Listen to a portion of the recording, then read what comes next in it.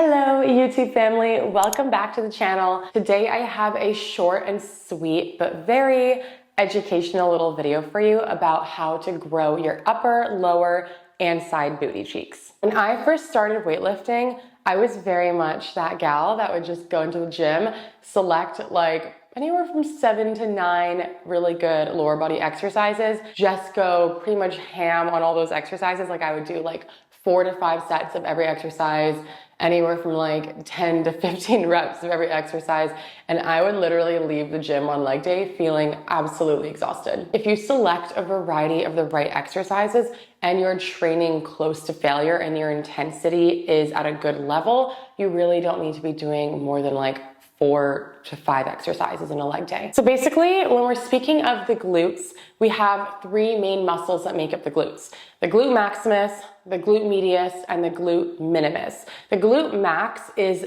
the main largest glute muscle, whereas the glute medius and minimus are more kind of on the side of the glutes, and these are what people are referring to when they're saying, how do I grow my side booty, or how do I create that shelf look? That's primarily derived of the glute medius and minimus. So let's start with lower glutes. To train or fill up the lower division of the glute max, you primarily want to be focusing on exercises that are training your glutes in the lengthened or stretched position. When I say lengthened position, I'm referring to the exercise's resistance profile. A resistance profile explains where an exercise is going to be hardest for that muscle. So when an exercise is hardest for a muscle in the lengthened position, it means that there is the most tension on the glutes when they are being stretched or lengthened. So my favorite exercises for this category are going to be squats, Bulgarian split squats, reverse lunges, walking lunges, step ups, in the glute focused way, of course, the leg press machine, and Romanian deadlifts.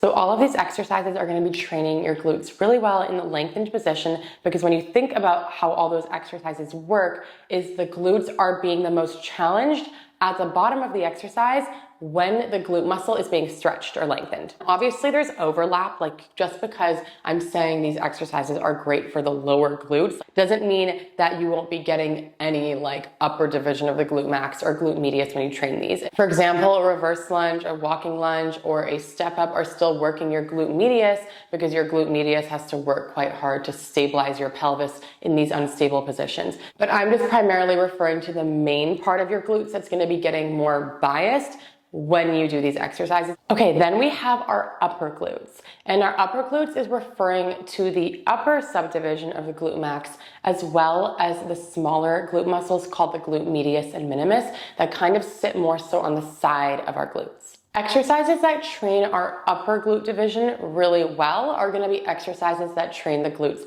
in the shortened position. So when I say shortened position, it's basically the opposite of lengthened position in terms of resistance profiles. So these are exercises that are going to challenge your glutes the most when the glutes are being contracted and squeezed, typically at the top of the exercise. My favorites from this category are going to be hip thrusts, cast glute bridges, single leg hip thrusts or glute bridges, 45-degree glute focused back extensions, and a variety of kickbacks, especially on the cable machine. Those are my favorite. Now, in terms of the side booty, there's always going to be overlap. So even when you're doing like a squat, a hip thrust, a walking lunge, your glute medius is always working to a degree. But if we really want to see this shelf booty muscle fill out, we want to be doing specific kinds of exercises that are going to be isolating this muscle. So this is where your abduction work comes in. The glute medius gets trained really well and more so isolated during hip abduction work. So my favorites are glute medius kickbacks on the cable machine, or you can also do them banded. And then I also love like side cable hip abductions. You can also do a seated machine hip abduction or a banded hip abduction. Then we have banded lateral walks, which are kind of just like a fun one to sprinkle in as well. And then of course we have our clamshells, which is not my personal favorite because I always just feel super awkward doing it, but that's another really good one for the glute medius. Often I'll see, especially on social media, a lot of girls are literally just going to the gym and doing like 6 exercises that work their glutes in the lengthened position, which is gonna be more the lower division of the glute max, and they're not doing any exercises that work their glutes in the shortened position. So to really optimize your time, what I would suggest you do is pick 1 to 2 exercises from each category when you're putting together your glute workouts. This is what's going to ensure that you're training in a time-efficient manner while still getting a variety of movement patterns and resistance profiles. So you'll be getting all the different areas of the booty cheeks.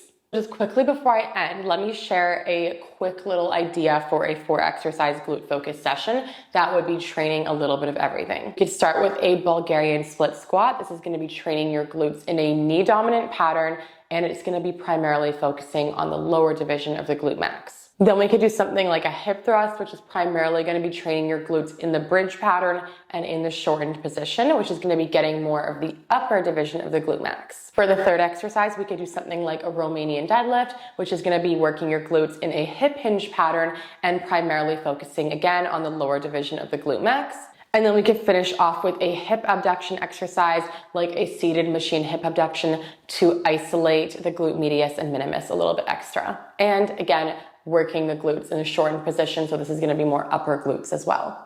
So when you look at this workout as a whole, it's actually very full circle and has a great variety and little sprinkle of everything. And if you're wondering how to put this all together into a beautiful workout program where you have 2 upper body workouts and 2 glute focused lower body workouts, then stay tuned on my IG because I have an amazing, very detailed ebook coming out soon. It's going to be at a very low ticket cost. It's going to be more for beginner and intermediate girls. And it's going to give you the full plan, a progressive overload tracking sheet so you can track your weights and reps in the gym every week. There's going to be tons of bonus educational form videos that teaches you how to do all these exercises that I listed in a more glute focused way and how to execute them with really a high quality form. I really hope you guys found this short little one helpful. If you did, don't forget to subscribe, hit the like button, and leave a comment to support me, and I will see you guys in the next one.